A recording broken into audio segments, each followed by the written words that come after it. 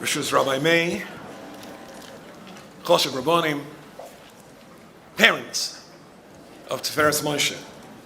I think I should perhaps start by explaining why I think I was invited to speak here this evening. There are other speakers, but when I was still living in England, and this is going back, 20 years ago, I was invited by the British Broadcasting Corporation, the BBC, to appear on a radio show. And radio, incidentally, England and America is very, very different. Radio is huge in the UK, and most people get all of their news from the radio. And there is the major news channel of the day. The news program of the day is called the Today Programme, BBC Radio 4. And they have a thing called Thought for the Day. And I was invited to appear as a regular in Thought for the Day.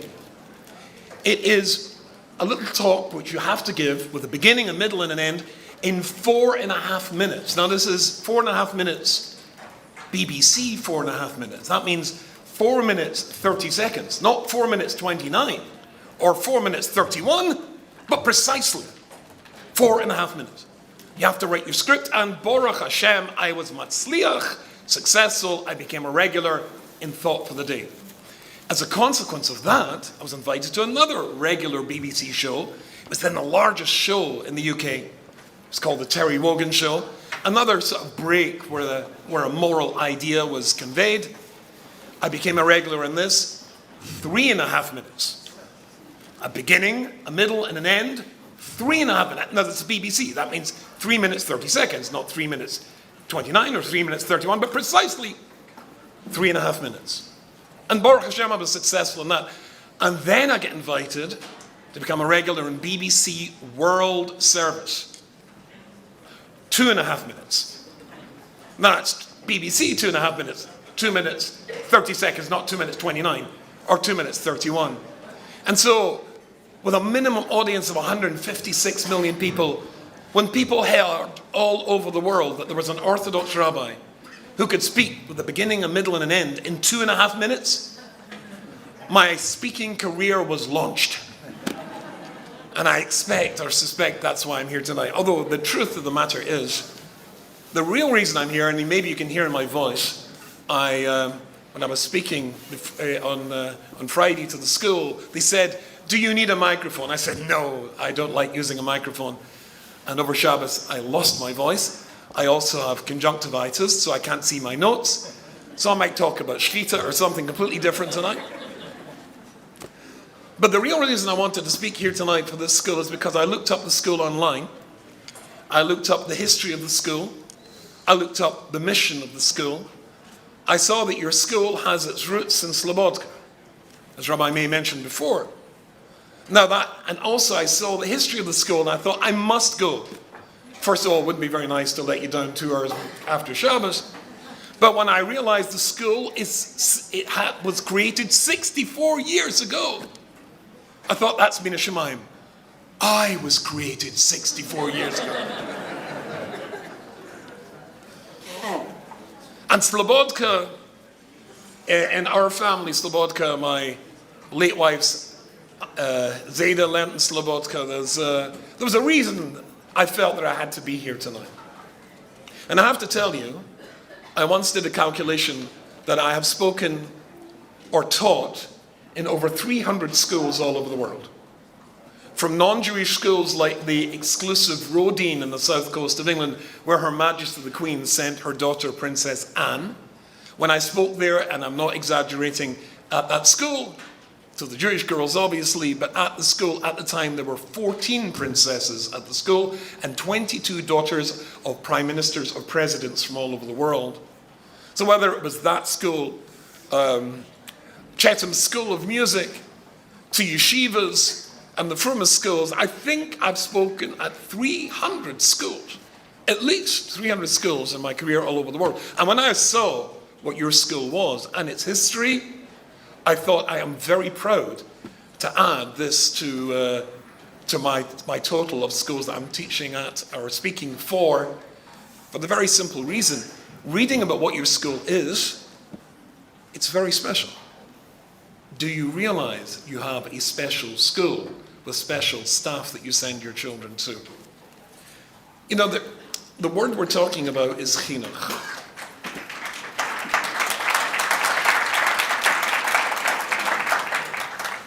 We're talking about a word called chinuch, and it's a very interesting word because we always translate it as education. It's not really what it means.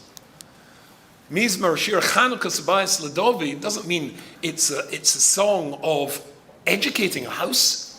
Chinuch really means to launch, to inaugurate, to launch, start something off. This is a school. You are parents who are starting off the life of your child. Which Greek philosopher said, give me the child to 7, give me the boy to 7, and I'll give you the man.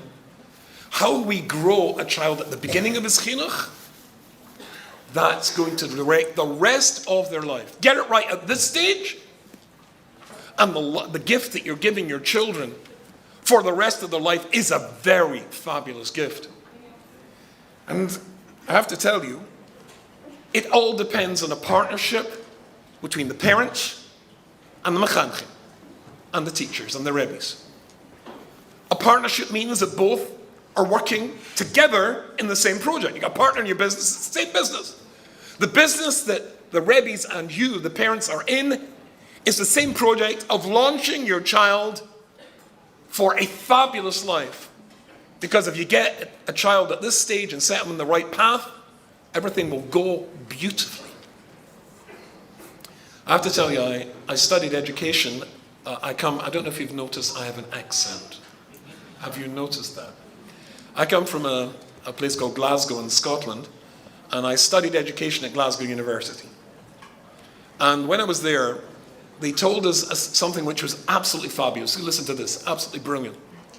The university psychology department went to 10 elementary schools in the Glasgow area. And they told the principal of the school and they told the teachers they had developed a brand new IQ test which was capable of predicting children who were going to be late developers. Children who up to then had not succeeded in school. This test would be able to tell you, no, that's only the past. From now on, this kid's going to blossom and bloom. The teachers were very excited. But like all psychological tests, the psychologists were lying. They gave a standard IQ test, and when they got back the results, they simply took the kids at the bottom 3 kids, who were always at the bottom of the class, and told the head, and told the principal, and told the teachers that these kids at the bottom are going to, in the next few months, blossom and bloom. Can you guess what happened? They blossomed and bloomed. When you believe in the child fulfills your expectation. The child grows. When you send your child to a school which wants to see the child blossom and bloom, you can expect great things because you've done a great thing in sending them to that school. And that's not always easy. It's not always easy to believe in the child. There's a beautiful story, I'm sure you know this story. In Yerushalayim, this goes back a few years ago, but everybody was talking about it at the time. There was a Rebbe, and I suppose some Hasidic cheder in Yerushalayim, and this Rebbe, there were certain things in his life he was very proud about. One of the things he was proud about was he was always early. He'd never been late in his life for his Talmidim, and his wife was having a baby. It was a difficult delivery and taka for the first time ever in his life. He turned up to school and he was late and he was embarrassed and he was upset. And as he approached the school, they're standing on the steps of the school were one of the boys from his own class. And he was standing there going, and the Rebbe looked, and the boy standing pointing at his watch. And the Rebbe was absolutely furious. I mean, he was hoping to sneak in so that nobody would notice that he was late. But here's one of his boys from the class standing outside, and the chutzpah pointing at his watch. And he was furious, and he approached, and he was going to give this boy what for. But then he stopped and he thought to himself, he's a good boy. This is out of character. Is there any way that this could not be chutzpah? So instead of shouting at the boy, he went up to him and said, what are you doing out of class? And the boy said, Rebbe, I have an uncle from New York, And he came to visit us last night, and he brought me a gift. And because you're my favorite Rebbe, I wanted you to see my new watch. Now imagine he didn't believe in the child. Imagine he didn't dawn him the kaf schus. Then he would have lost that child and his relationship with that child forever. But if you believe in the child, wow, you turn the child into a great man. And good mechanchim, great mechanchim, are able to spot the talents in the children. They believe in children. There was this miser, it was brought, now I can't remember which book I saw it in, with Shlomo Zalman Auerbach. Parents came to see him, a different story to hear. They had a special needs child. The special needs child, it got to the stage where he had to be sent to a school, and he would be spending all his weeks in the school and come home for Shabbat. And the parents were unsure which school to send him to. There were 3 choices. And being Jewish parents, which school to choose is always a big challenge. One school had this mila, a chesaron. The other school had another mila, another chesaron. It's always the Jewish question, which one to choose. So they were discussing it with Shlomo Zalman Auerbach. And he listened carefully, and he said, and what does your son think? And what does your son think? And they looked at each other, and they were utterly and totally confused. Because, well, the little boy has special needs. He won't grasp this, he won't understand it. So they looked at, well, we haven't discussed it with him. And frankly, he wouldn't understand if we did. And Reb Shlomo Zalman get very annoyed. Atem chotim neged nefesh hayeled. You're sinning against the soul of your child. Go and bring him to me. And so the parents scuttled away, and eventually, half an hour later, got back to the little boy. Reb Shlomo Zalman looked at the little boy and said, what's your name? It's called David. David, come over here. He sat David in his lap. He said, David, beautiful name, David. Do you know why you're called David? He knew who he was named after. And, of course, David HaMelech. Yes, he knew about David HaMelech. My name's Shlomo Zalman, said Reb Shlomo Zalman Auerbach. And I'm the Gadol Hador, the greatest rabbi of the generation. Now, David, you're now going to be going to a new school. And when you go to this school, it's going to be essential that everything in the school works the way that it should. I would like you to be my shaliach. When you go to the school, would you be willing to make sure that everything that's going on in the school, the kashrus and everything, is up to the standards I, the Gadol Hador, would want it to be? So the little boy's going, yeah. Well, if that's the case, and you're going to represent me, I'll have to give you smicha. I'll have to make you a rabbi. He put his hands in the little boy's head, said, I've now ordained you to be a rabbi. When that little boy went to that school, he went happily, passionately, enthusiastically. And when it was time to go home for weekends for Shabbos to be with his parents, very often he didn't want to go. After all, he was in charge of the school. Charge of the school appointed by the Gadol Hador. Chochmah, wisdom in chinuch, wisdom in launching a Jewish child to make sure that the potential and the enthusiasm and the passion is established right at the very get-go. And I've got a very good friend, lives in Los Angeles. It's called Avram Chapnick. And he told me a story. There was a Rebbe here in New York, and actually in Brooklyn. His name is Nachman Mandel. And he had a kid that just wasn't being successful. Not being matzliach. And he tried everything with his kid, and it just wasn't successful. So he went to discuss it with the principal of the school, and he said, I simply don't understand. I've tried everything. And it's my custom whenever I see a child who's not being matzliach, I say the whole of Tehillim for him. I said the whole book of Tehillim so that he will be successful. In this kid's case, I've said Tehillim 3 times. And it's not been matzliach. The principal said, I'll try my best. I'll look at it and see what we come up with. They looked into it to see what they could come up with. The kid wasn't Jewish. It was a phony conversion, went back to the Alter Baba. in the maternal line. That's why I wasn't Matzliach. But do you hear what a Mechanach wants to do for a child who's not been Matzliach? The whole book of Tehillim 3 times? And there was a beautiful story about the Vizhnitzer Rebbe recently. There was the Vizhnitzer Rebbe and from one of his schools, 2 of the Rebbes came to see him to explain that there was a boy who just was, he was just uncontrollable. They tried everything. He just was a pain in the neck, and they couldn't succeed. And they thought they have to throw him out. But of course, they're going to have to ask the Rebbe.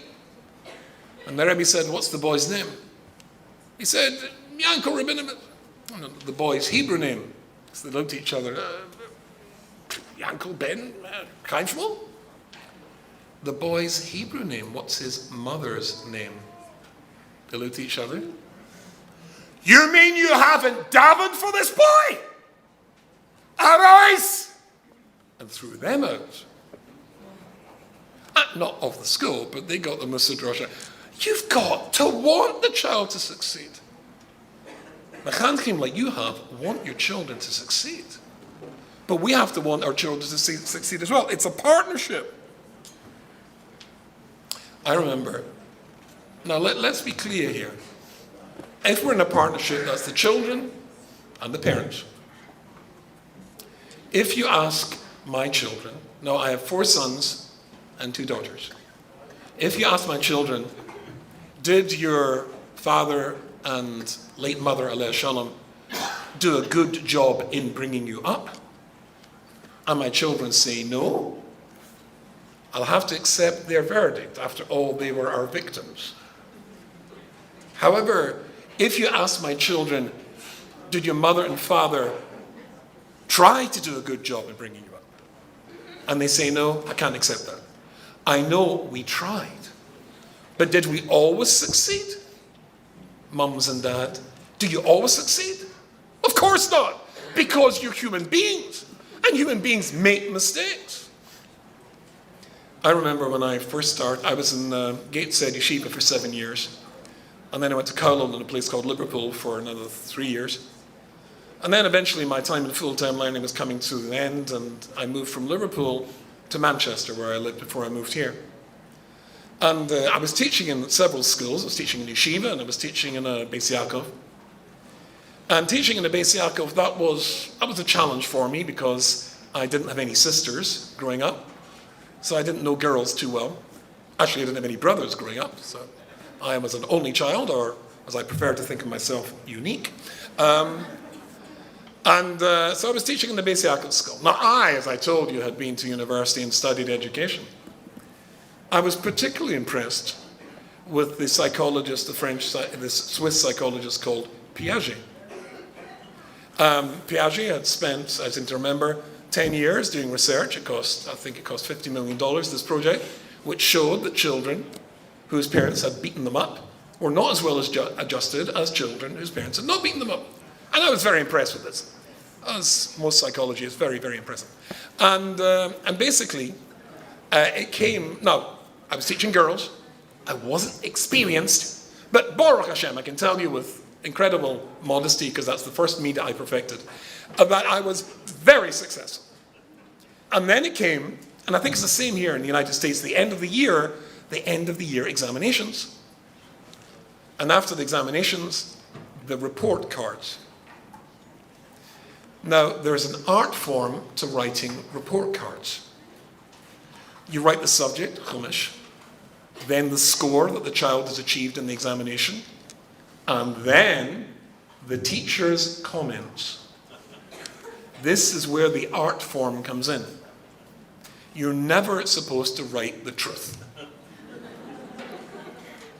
You're supposed to write in code. The parents know it's in code, but you've never said exactly what the problem is.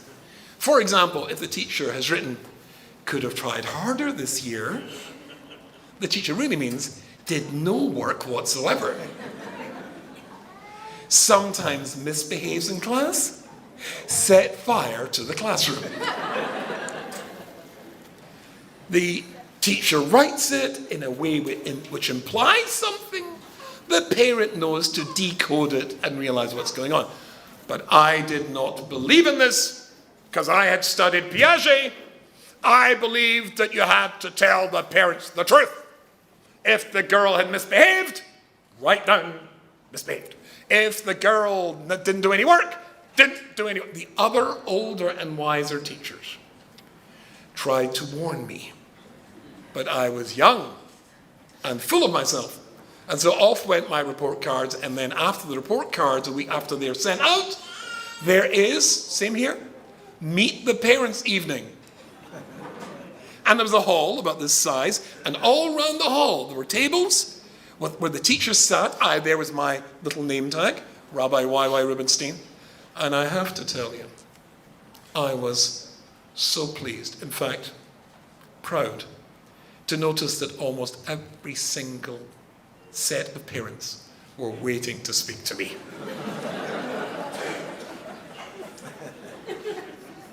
I looked at the other teachers. I could assume the jealousy they must have been feeling. The first couple, the mother and father, sat opposite me. The father leant across the table until his nose was separated from my nose by about a millimeter. And then he said, "So why do you hate my daughter so much then?" He looked as though he was going to punch me. He was going to punch me. And he was not the only one that night. And I remember going home and saying to my late wife, "Are these parents stupid? Are they foolish? Don't they want to know the truth about their children?" This was, of course, before my own children started coming home with report cards.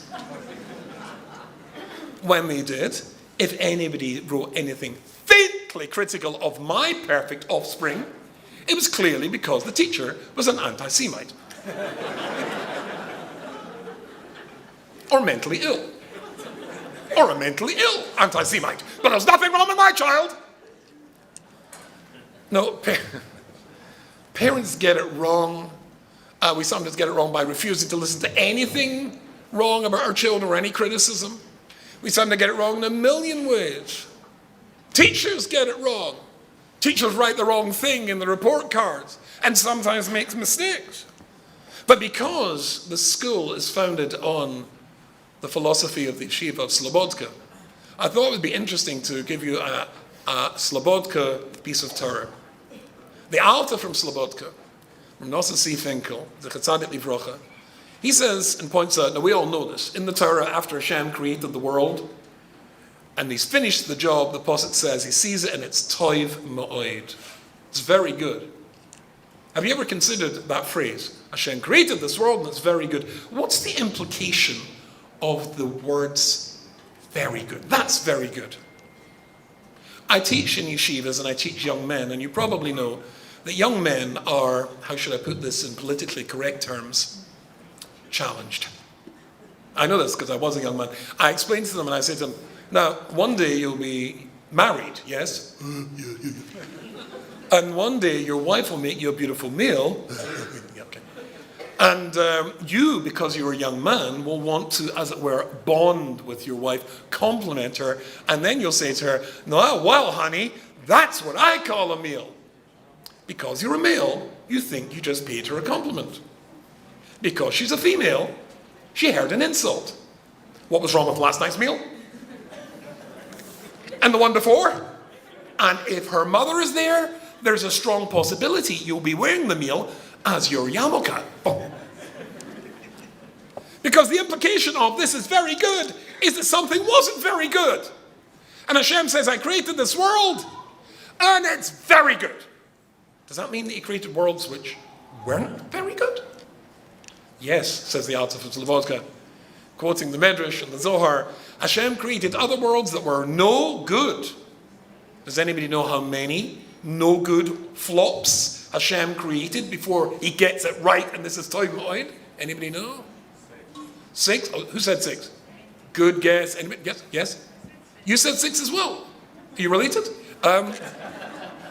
Anybody else want to get 6 is wrong. 2? Why did you do? Okay. Sorry? 7. Oh, 7's got a nice Jewish ring to it. 7 days of creation. And anything else? 974. 974 failed worlds. flops, no good, until he makes our world, and it's time out. Very good. Now, ladies and gentlemen, looking around here, I can see you're all highly intelligent.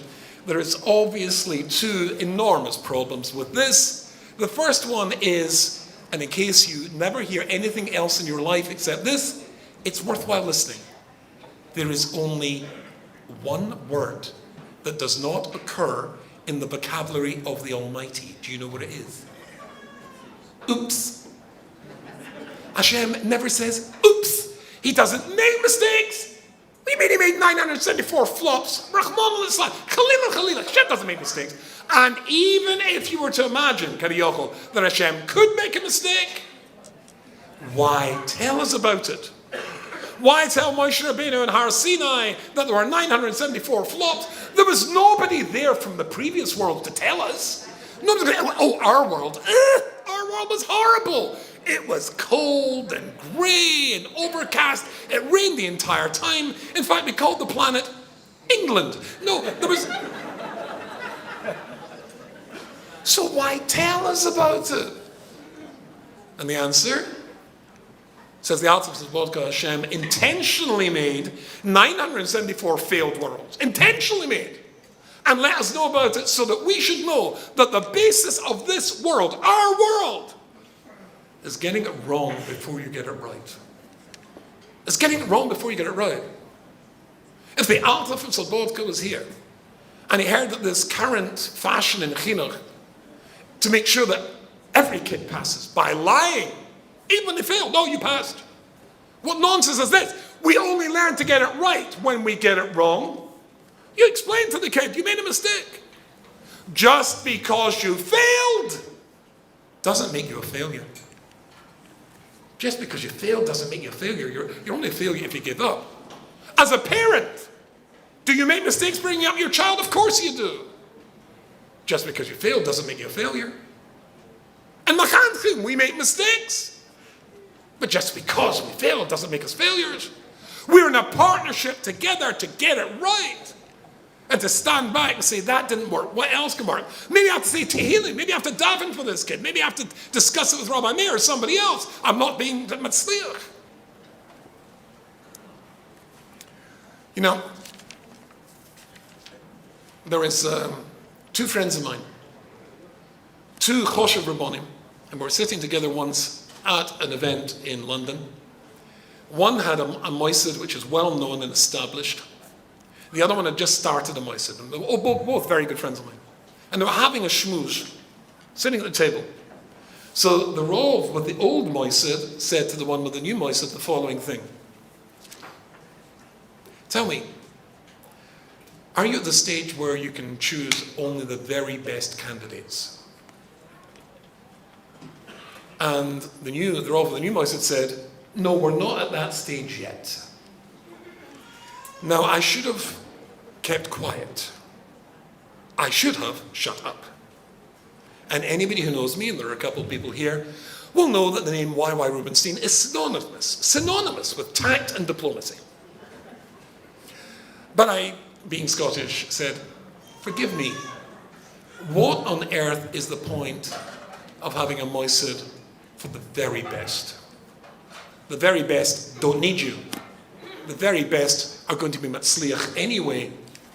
Surely the nachas in education, surely the nachas in parenting is finding a child who sometimes struggles, who sometimes limps, who sometimes doesn't succeed, who sometimes wants to give up, and telling him just because you failed doesn't make you a failure, and turning a child who didn't believe in himself into somebody who does believe in himself and succeeds because you believed in him.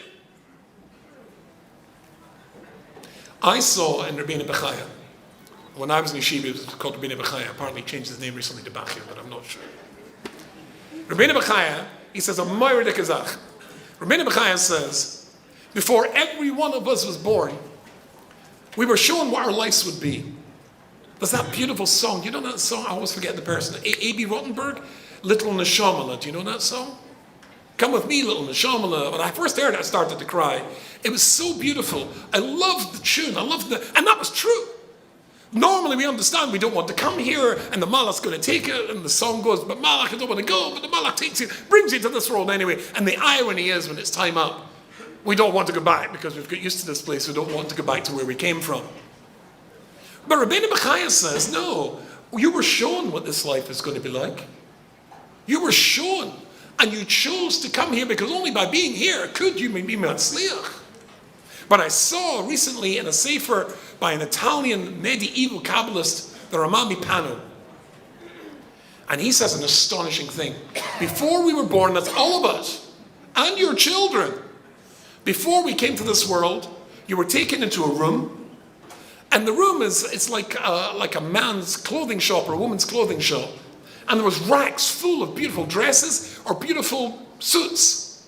And you could look at the label, it says exactly what it is, or it's made of wool and whatever it is. And you chose that suit because it suited you. You would wear it well. He says you chose your life. Rabbeinu Bechaya says you were shown where you were going to be born, where your parents were going to be. You chose, says the Ramai Panel, this life. That means you chose this life. You chose this school, you chose those children, you had different choices. And you only chose this life, and this family, and this shidduch, and this school, and your children, and they chose you because you could be Matzliach. If you had not been Matzliach, you would have chosen a different life, in a different place. It wouldn't be New York, it'd be Achvais, wherever. Baltimore, Los Angeles, London. But you chose that, and your children chose you as your parents. You're a perfect match for them, and they're a perfect match for you. Are they perfect? No. Are you perfect? No, you're a parent. You make mistakes. Are Mechanchim perfect? Of course not. But who says perfection would be a good thing? Maybe it's better to make mistakes and struggle and grow through that. Just because you fail doesn't make you a failure. Together in partnership, what can you not achieve with wonderful Jewish children? When I was at Teacher Training College, there was a trick they showed us for elementary school. I thought it was so brilliant.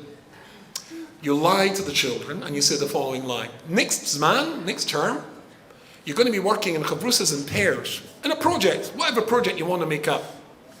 I want you to write down who you would like to work with as your number one choice, your number one partner, and your number two partner. And so the kids all write down they want to learn, they want to be partnered with Yankel and then say Reuven. There's always a star. Then you take the piece of paper and you write all the kids' names.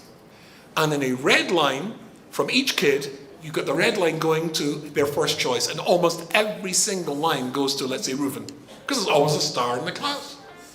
And then a blue line is the second choices. And almost always they're going to the second most popular kid in the class. But sometimes his personal friends are going to others. What's the purpose of this? To see the kid that no line goes to. To see the kid that no line goes to. The kid that's not popular. The kid that's struggling. The kid that needs extra help. So the mechanech can realize this kid needs my love, my belief in him. When you believe in the child believes in the child. The IQ test, because they believed they was going to do something magic, the kids became great.